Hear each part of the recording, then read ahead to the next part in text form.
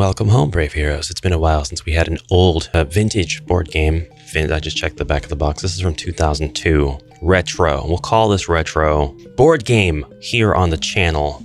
This is Thieves Guild, a game that is reputably highly addictive for 2 to 4 players or more, ages 10 and up. It should say, or older. Iron Sun Games in English and Spanish. This is a fantasy adventure board game of action, strategy, and magic. And it was created and designed by Dominique Garay and Adam Tozer. This is the first edition. I'm loving the artwork on the front. Let's take a look at the back. And on the way to the back, let's take a look at the sides. We've got Bounty Hunters, the Human Guild, Orcs, just Orcs, and the Elven Guild. Kind of losers would want to join the Elven Guild. Thieves Guild is a fantasy adventure board game brought to you by Iron Sun Games. As thief or bounty hunter, you must brave the war-torn streets of Ladroness and manage your men well beyond the boundaries of the city. As thief, you lead a band of highly skilled and dangerous thieves. Within Ladroness, there are shops, a temple, and of course a treasury that provide plenty of opportunities for you and your crew to find fortune. On the outskirts of the city are the gypsies and black markets who are more than willing to trade and deal with you and your gold. In the outlands, your base is hidden well, but beware of assassins and the ever-present bounty hunters. There's a lot of sell in the description on the back of the box. A lot of buy this because of all of this fancy stuff. Just open the box. Open the box. You will see that I have pre-sorted many of the components into these tiny containers, and I did so because these are tiny components. We've got curse tokens, bless tokens, leaf of transport, silver, gold, 1, 5, and 10 coin denominations, sacked by orcs, sacked by the Elven Guild, sacked by the Human Guild. I don't see a fourth sacked. The agility gloves, the sword of fire, shield of the lion, shield of the griffin, agility, holy water, death tokens, yeah, poison tokens, the helm of protection, the bow of distance, the boots of speed. I don't remember where I got these organizers from, probably Dollar Tree way back. I was looking for something small because these were really small components and these really stood out. It's the only time I've ever used them, and I don't think I can ever get them again. Anyways, this isn't some dungeon crawler. This is actually a pretty classic board game style board game. And yes, it does come with the rulebook in Spanish. Now, the rules are copyright 2000-2001, so we're at 24 years with this game, but it looks like it should have come from the early 90s or maybe the late 80s with the art style and the color choices that were made. Maybe that was the intent. I really like it either way. The 28-page rulebook has an introduction, a game setup, basic strategy, your turn, combat, how to make an arrest, player cards, sacking in the city, shops in the city, spaces outside of the city, magic, how to win the game, rules to remember, examples, frequently asked questions, the board, and the turn counter. There is a lot to go over in here, but a lot of it is also explanations of stuff that are explained elsewhere. And reading through this, I'm super excited to look again and see what it was like to enter the city from the edges of the game board. You know, I think this is going to be best suited for fans of, say, Talisman, people who are playing a fantasy adventure board game, but would like a little bit of a break. Maybe play 1 or 2 rounds of a different game. I know that sounds unheard of. Don't gasp too loud, but you'll notice that there are standees that come with this game. It's not miniatures, but I mean, miniatures agnostic, whatever. Get yourself some minis, paint them up.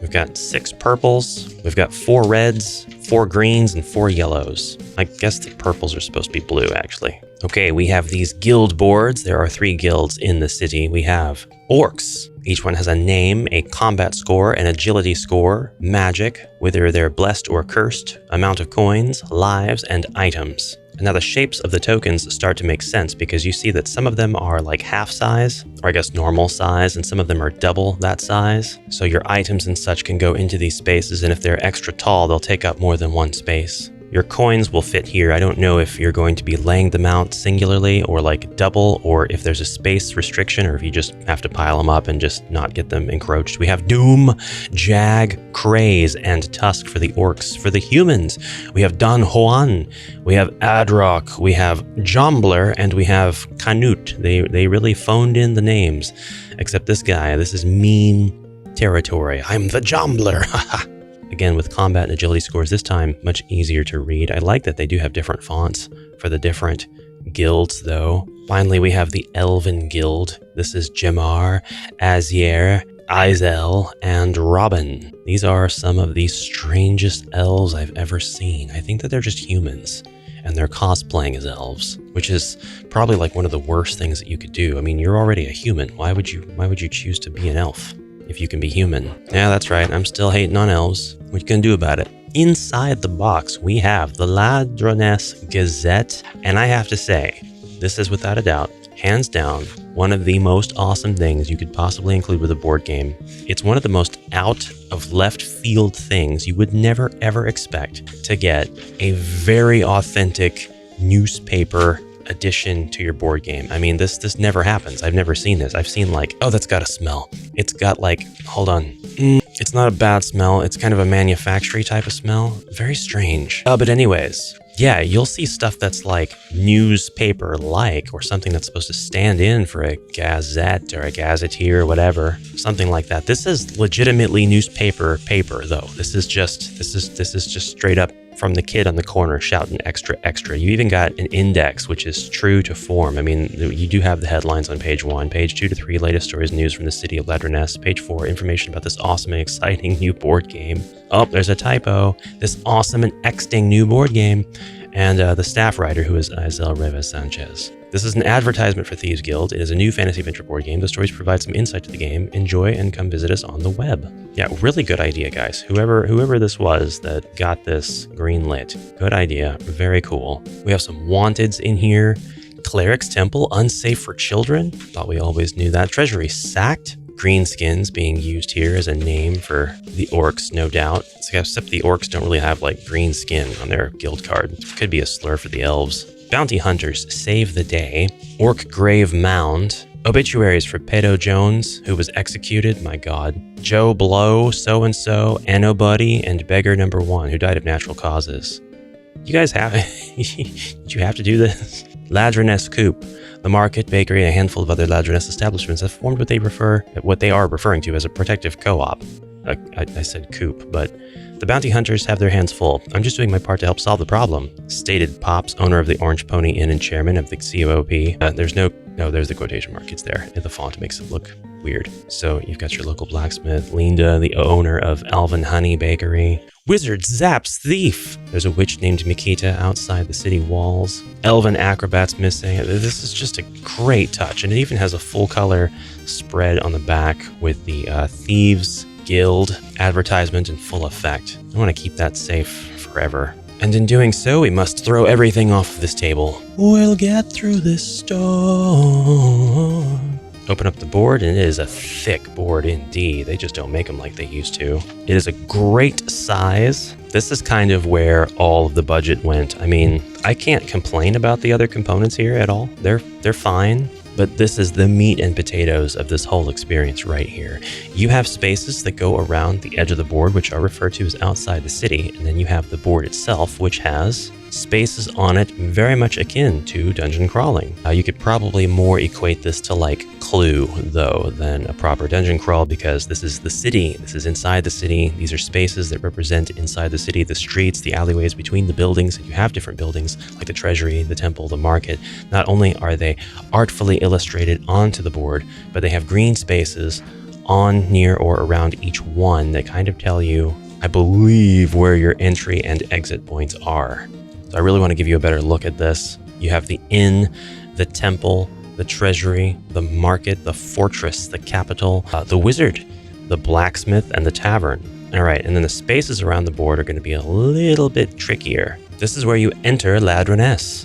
And then you have the black market and the orc grave mound before getting to the human guild off to the right. If you go to the left, there are 2 draw a fate cards, followed by the elven guild space. To the left, draw a fate card, gypsies, draw a fate card, black market, assassins, fate cards. The thieves tunnel here is at the corner of the board. Draw a fate card, enchanted forest, black market, fate cards, orcs guild, kind of all the same at this point. If this part of the game did not spark interest, then back to wherever you came from, because this is nothing else going forward is going to spark much more. But this is really cool looking, I think. Having a board kind of border the tile-based game in the center. Now that is just really cool. That's really, really interesting to me. You can enter Ladroness, the city of Ladroness, from this spot here, I would say, because here are your tiles going around this. And you do have your Thieves Tunnel, and I believe the Thieves Tunnel space would bring you to either this or this spot here,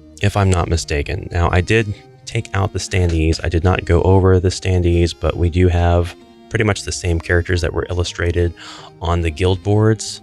Ignore the rubber band. There was one more board, or set of boards actually, that I did not go over, and they've got the same things going on here: bless or curse, magic, and coins. And they include Crom, Muso, and then Toshiro, the backsides of which are blank, and then we go and find Brianna, and then Big Lou, and then Vic. And I bet these guys are for hire. I'm not sure yet. It's fun that there's two separate boards and that each one's got 3 characters on it. It does make me think that there is a 4th player element there. But it is worth noting that we have our humans, our orcs, 4 of each of all of those, and then inferred by the 2x3 layout of the blue boards, we've got 6 of these standees that represent the different characters from that blue board. The biggest of which being Crom, who has a horse. Don't know if that's supposed to mechanically be any different from anything else. I bet not, but it could be. I showed the dice. It comes with 4 d12s, 1 for each player, if I had to guess, or 1 that could represent results for each player because they follow the player colors. We have fate cards, which of course you draw from the fate deck upon landing on the space. There may be other ways to get these. Each one is numbered. I don't know if they're supposed to be shuffled or if they are drawn in a specific order due to the numbering, but they are pretty minimalistic with just text on one side, text on the other, and that's it. So 17, combat roll. You wake a sleeping bear, roll combat or get a death token. 12, you quench your thirst. Thief, you pickpocket some travelers, roll agility for 2 coins. Hunter, roll combat to stop thief, 2 coins reward. Thief versus Hunter, you come across a cleric. You may buy the same items and services as in the cleric's temple. A band of gypsies has set up shop. You may buy items and services as if at the gypsy's space. Combat roll, this is a fierce battle. Avoid stray arrows and attacks. Roll combat or get a death token. An ogre attacks you, roll combat and collect 2 coins. If not, you get a death token.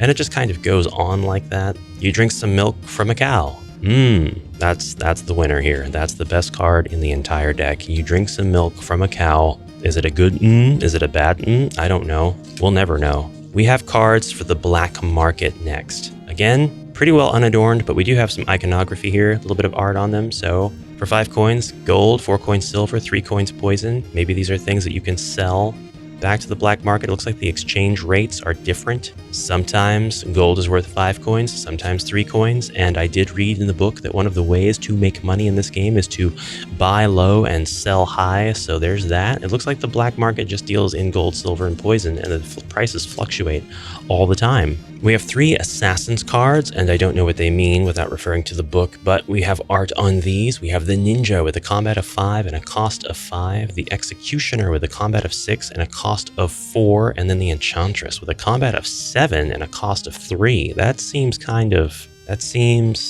like inverse, unless your combat score is supposed to be low, and the lower the combat, maybe you have to roll higher than the combat score. That would justify the lower price for the higher combat of the Enchantress. You drink some milk from a cow. All right, so how do you play this? The object of the game is different depending on whether you are thieves or bounty hunters. Thieves to collect 50 coins by thieving or using the black market and get them to your base before anyone else, or eliminate all other players, which is very difficult.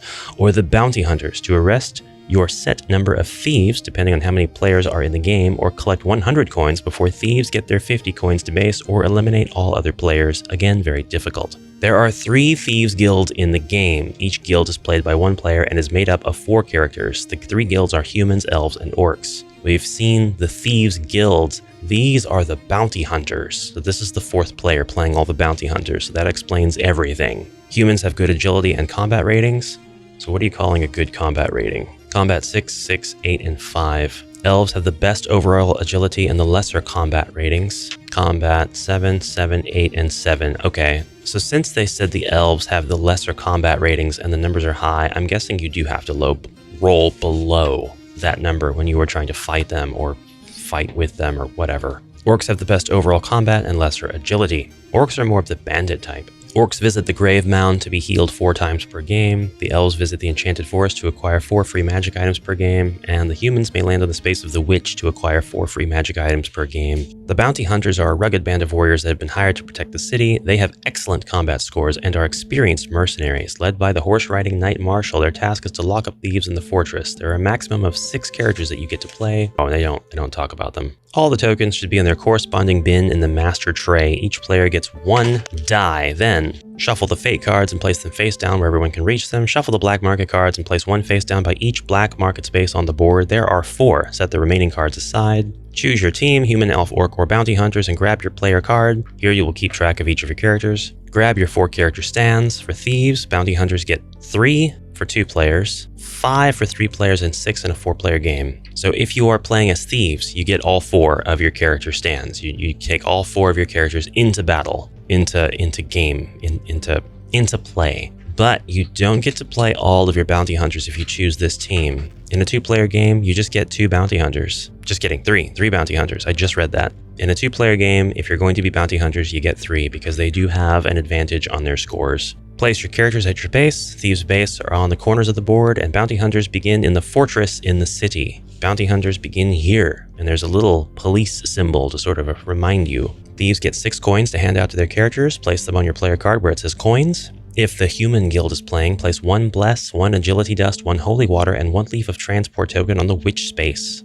If the Orc Guild is playing, place 4 Holy Water tokens on the Orc Grave Mound space. That's going to keep track of the times you visit. All right, we'll just go over a little bit more how to earn coins as a thief. You can buy items on the black market for a low price, then sell them at another for a higher price. You can sack shops in the city of Ladroness, eliminate another character and collect their coins and items. Another typo there, having good luck when you land on a fate space. And bounty hunters, as a BH, you have no time to waste. The best strategy for cornering a thief is to use 2 bounty hunters, so you should try and keep them in groups of 2 if possible. Begin to send your men outside of the city so they can start arresting thieves. Consider sending a couple back towards the thieves' tunnel entrance to catch thieves coming in. Keep in mind you may want them to be armed with magic weapons to aid in the capture of these quick thieves. You begin with no coins, but on your next turn, every shop in Ladroness will be paying you for your protection. Begin to plan how we use these gold coins and send your men to where they will be spending them. So the turn sequence then is perform an action, which you can do the action that's available to you on that space. It could be the black market, gypsies, assassins, or some other space.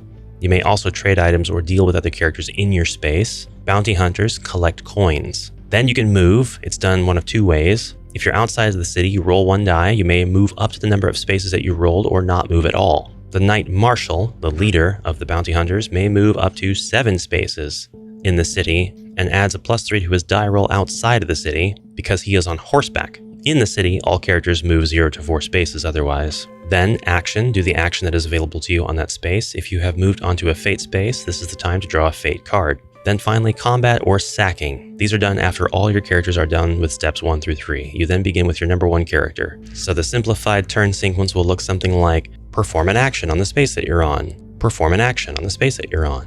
Move. Perform the action on the new space. Perform an action on the new space. Did everybody else do all 3 of their actions? Yes, okay. Combat and or sacking. Combat and or sacking. I'd say that could have been refined just a little bit, but overall it's not bad. It's not terrible. The player card is the command center. Your characters are listed from left to right. You will begin your turn with your number 1 character and continue on to the number 2, and then that way. Death tokens are placed in the spaces that say lives. When all 5 are filled, that character is eliminated. Bounty hunters get 6 lives. Magic items and weapons are placed on the space that says magic items. You can only carry 1 per character. A blessed or cursed token is placed in the space labeled blessed or cursed. Coins are placed in the space labeled coins. Items with black market such as gold, silver, or poison are placed in the 5 spaces provided where it says items. You can only place 1 token on each space. You can only carry 5 of these items. If you ever acquire more than a character can carry, simply place the item you don't want on the board next to where that character is at. Any other player or character can pick it up on their turn. You can carry an unlimited amount of coins. The player card allows you to keep track of what your characters have as far as items, magic, coins, life, and combat or agility ratings. So, acquire an item, place it on the board next to where that character is, another character. Okay, so it is kind of like Talisman in that regard too. We get some examples in the book. Agility rolls. You can create a distraction by rolling your agility or higher. You enter for one of the green spaces outside of the building. These are also the spaces where you must exit. The capital and the treasury have the most gold in them, but they are the most difficult to sack. I don't see that anywhere on here where that is It's like you have to just memorize the statistics of each building that you want to sack from the rulebook. There's nothing on the board to indicate how difficult they are to sack. That's a bit strange. Combat rolls to surprise attack guards. And you have to refer to the rulebook to know exactly what you can get to buy from, say, the tavern. Chewy the Goblin owns this place. He offers refreshing drinks. Agility score. Roll your agility or higher for a successful sack. Combat. Chewy flings a mean dagger with a combat score of 6. Successful sack, you receive 7 coins and a free refreshment. Doesn't say what that means. That's okay. Could just be flavor. The inn. Kind of wondering if there were other cards, but I think that I got this complete. Helm of Protection. Entering and exiting the city. And then examples, Human Guild, turn 1, and Bounty Hunters. I'm not going to read through all of that, but you can read through it, pause the video and such. More examples, Orcs Thief sacking the temple, then Elven Thief sacking the capital. Then there's some frequently asked questions such as, can I trade stuff? Who gets the coins? How much can I carry? Here is a turn counter on page 22. Oh boy. Then you can fill out and mail in your Thieves Guild registration form for information on local competitions in your area and National Thieves Guild Championships. You will also receive your free issue of the Ladroness Gazette, a medieval newspaper with stories, comics, and the latest goings-on with the characters of Thieves Guild. So I wonder if they continued on with this. And then you have 2 reference cards that you can use to cut out, and then 2 more over there. So there's your reference cards right there built into the manual. So overall, really nice effort. Just really, really cool to see this. I can't believe it's only 23 years old, at least as of the time of this video's recording. 24, 25, depending on how you look at things. It just gets older the more I talk. I just need to shut up. One thing's for sure, the newspaper is going back in first. And now I'm wondering if the newspaper was acquired through that mail-in registration and is something that they send out, or if this did come with the board game. I think I'll find out once I flip the whole thing over and read the back of the box. Well, it doesn't exactly say because it tells you some stuff that is certainly in here, and then it says and more. So I'm very curious now. Did I score something super lucky? Anyways, that's Thieves Guild, so you'll have to let me know what you thought about this presentation. If this game seems interesting to you, if you're interested in it, you might as well sack eBay for it right now. If this video generates even 10 people who are interested, the prices are going to go up suddenly, and those sellers will have no idea why. Like, I've been trying to sell this game for 3 years, and suddenly I have 15 offers today. Thieves Guild, available now at your local eBay. Thank you so much for your kind attention today, brave heroes. I will see you in the next exciting adventure, and yes, if I come across more fantasy board games like this, or if you know of any fantasy board games, and no, Dungeons & Dragons Clue doesn't count, make sure you let me know, because I would love to know about more of these. This is really difficult to find and search for and actually discover using my conventional methods. This falls outside of everything that I use to get this information, but it should fall well within what I'm looking for. Another such game is Dorn, which I have on my list, but that one's kind of expensive right now. At any rate, I hope you have a fantastic rest of your adventure. So, onward for now.